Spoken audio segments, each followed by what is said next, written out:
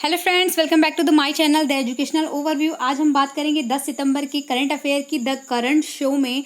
आइए बात करते हैं कुछ डिटेल में। उसके पहले अगर आपको मेरी ये वीडियो पसंद आती हो तो प्लीज़ मेरे चैनल को सब्सक्राइब करें, वीडियो को लाइक और शेयर करें, और हाँ, बेल आइकन को प्रेस करना ज़रूर भूलें, और वीडियो को फ्रेंड्स के बीच में काफ़ी ज़्यादा लाइक और शेयर करें प्लीज़।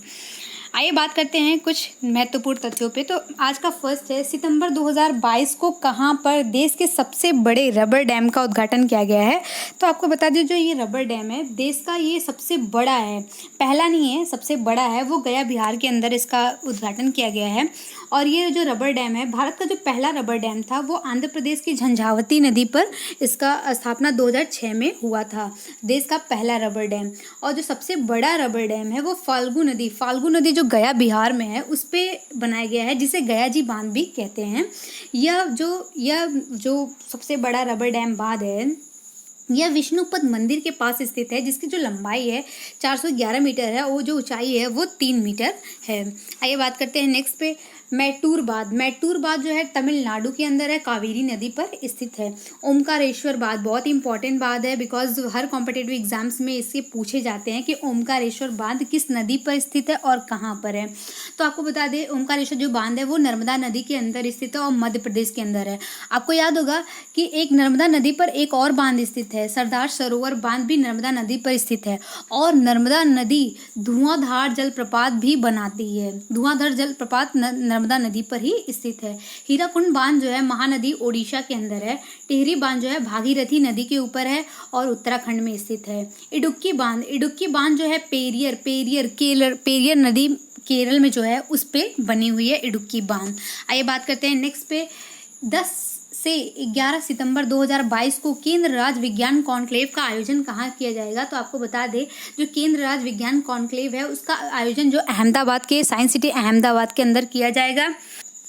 आपको ये पता होना चाहिए कि केंद्र राज्य विज्ञान कॉन्क्लेव है क्या। इसमें जो केंद्र राज्य विज्ञान कॉन्क्लेव है, इसमें विज्ञान के क्षेत्र में केंद्र और राज्य दोनों की समान सहभागिता इसमें उपलब्ध करानी है। आइए बात करते हैं, जो केंद्र राज्य विज्ञान कॉन्क्लेव है वो साइंस सिटी अहमदाबाद में इसका प्रारंभ होगा, और इसकी जो शुरुआत है वो प्रधानमंत्री नरेंद्र मोदी जी द्वारा की जाएगी। किस माध्यम से? ऑनलाइन माध्यम से की जाएगी। इसका उद्देश्य क्या है? जो विज्ञान के क्षेत्र में ना सहकारिता संघवाद को बढ़ावा देना इसका उद्देश्य है। अगर कोई पूछे कि सहकारिता संघवाद किस आयोग के तहत आता है, तो आपको बता दें, जो सहकारिता संघवाद है वो नीति आयोग के द्वारा काम करता है। और जो ये विज्ञान जो सहकारिता केंद्र राज्य विज्ञान कॉन्क्लेव है, इसका जो मुद्दा क्या है, विजन @2047 इसका मुद्दा है, जिसमें इसके अंतर्गत किसानों की आय को दोगुना करना इसका लक्ष्य होगा। किस समिति के तहत होगा? तो बता दें आपको, अशोक दलवाई समिति के तहत किसान की आय को दोगुना करना इसका लक्ष्य होगा। सतत कृषि मतलब सस्टेनेबल एग्रीकल्चर भी इसके अंतर्गत आएगा। जल सभी को उपलब्ध हो और डिजिटल स्वास्थ्य की देखभाल करना भी इसका मुख्य उद्देश्य रहेगा। आइए बात करते हैं नेक्स्ट है, 9 सितंबर 2022 को किस राज्य सरकार ने इंदिरा गांधी शहरी रोजगार गारंटी योजना की शुरू की है। तो आपको बता दें, जो इंदिरा गांधी शहरी रोजगार गारंटी योजना है वो राजस्थान सरकार ने की है।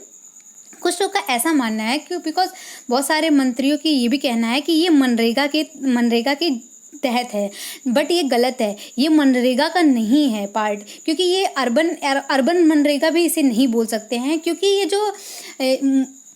जो योजना है वो उसका जो हाँ, मानते हैं कि रूरल एरिया नहीं है, अर्बन एरिया है, बट ये मनरेगा की तरह है, ना कि मनरेगा। आइए इसके बारे में कुछ डिटेल से जानते हैं। जो इंदिरा गांधी शहरी रोजगार योजना है वो राजस्थान जयपुर से स्टार्ट होगा और मुख्यमंत्री अशोक गहलोत द्वारा इसकी शुरुआत होगी। और इसका क्या है, 100 दिन रोजगार शहरी क्षेत्रों में 100 दिन की रोजगार गारंटी इसको प्राप्त होगी। पात्रता इसमें रखी गई है 18 से 60 वर्ष के आयु के युवा को इसमें भाग लेगा। जो मनरेगा जो नरेगा एक्ट 2005 के अंतर्गत ये इसका मनरेगा स्टार्ट हुआ था। इसके जो आरंभ हुआ था 2 फरवरी 2006 से ये शुरू हुआ था, बट इसका पहले नाम नरेगा था, बट इसको नाम चेंज करके इसका जो नाम था मनरेगा किया गया। 2 अक्टूबर 2009 में किया गया। महात्मा गांधी के जन्मदिन के अवसर पर इसे मनरेगा कर दिया गया। आइए बात करते हैं नेक्स्ट पे। नेक्स्ट है सितंबर 2022 को डायमंड लीग फाइनल खिताब किसने जीतने वाले कौन पहले भारतीय कौन बने हैं? तो ऐसा करने वाले हमारे हीरा जो हैं नीरज चोपड़ा। नीरज चोपड़ा जी हैं।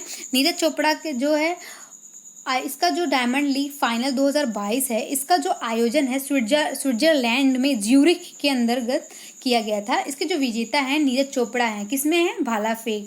और इन्होंने कितने दूर भाला फेंका? 88.44 मीटर इन्होंने भाला फेंक के।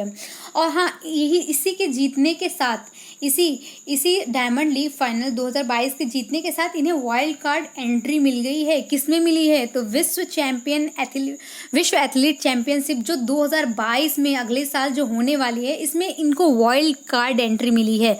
मतलब बिना कोई और प्रतियोगिता खेले इनकी डायरेक्ट भर्ती उसमें की जाएगी। और ये जो कहाँ पे होगा तो बता दें आपको, बुडापेस्ट के अंदर होगा। बुडापेस्ट कहाँ, किस देश की राजधानी है? हंगरी की राजधानी बुडापेस्ट है। बुडापेस्ट के अंदर होगा। आपको बता दें भाला फेंक दिवस का आयोजन कब किया जाता है? 7 अगस्त 2021 को भाला फेंक दिवस मनाया जाता है। क्यों मनाया जाता है? क्योंकि इसी दिन नीरज चोपड़ा ने भारत के लिए पहला गोल्ड मेडल जीता था। आइए बात करते हैं नेक्स्ट पे। नेक्स्ट है सितंबर 2022 को गृह मंत्री अमित शाह ने कहाँ पर fit India freedom motor rider को हरी झंडी दिखाकर रवाना किया है। तो आपको बता दें ऐसा उन्होंने नई दिल्ली में किया है मोटर राइडर। और इसकी जो शुरुआत हुई थी 9 सितंबर 2022 को इसको शुरू किया गया था फिट इंडिया फ्रीडम मोटो राइड।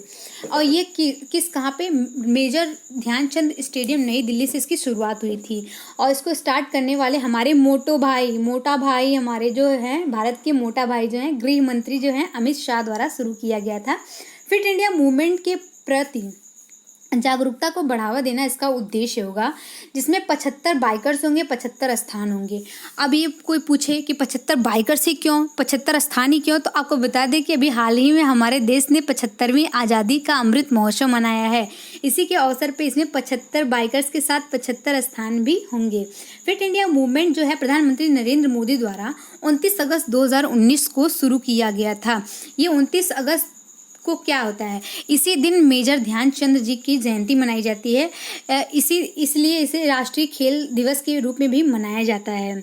आइए बात करते हैं नेक्स्ट पे। नेक्स्ट है सितंबर 2022 में किस देश के वोल्कर तुर्क को संयुक्त राष्ट्र मानवाधिकार परिषद का उच्चायुक्त नियुक्त किया गया है। तो आपको बता दें ऐसा ऑस्ट्रिया के हैं। वोल्कर तुर्क वो ऑस्ट्रिया के हैं। जो संयुक्त राष्ट्र मानवाधिकार परिषद है, United nation human right council जो है, इसकी जो स्थापना हुई थी सन 2006 में हुई थी।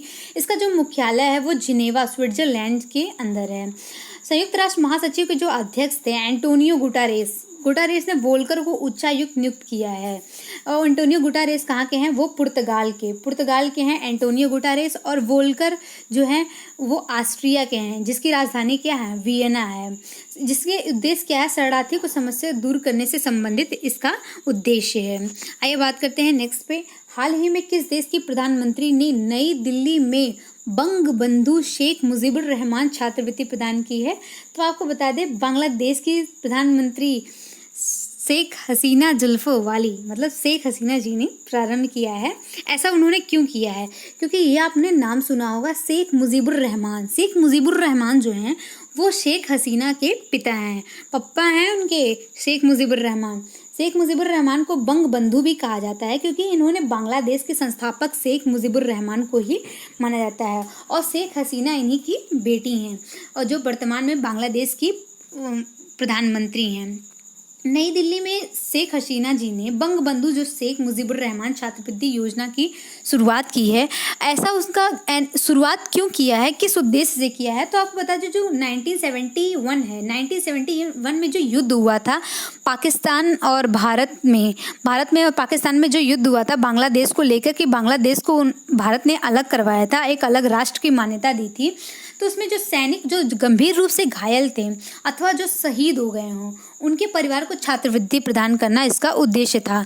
इसमें ज़रूरी नहीं है कि बांग्लादेश के ही सिर्फ हों, इसमें भारत और बांग्लादेश दोनों के सैनिकों के जो परिवार हैं उनको आर्थिक सहायता प्रदान करना है, जिसके जो 1971 के अंतर्गत जिनका मृत्यु हो गया था, जो गंभीर रूप से घायल हो गए हैं, उनके परिवारों को ऐसा छात्रवृत्ति प्रदान किया जाएगा।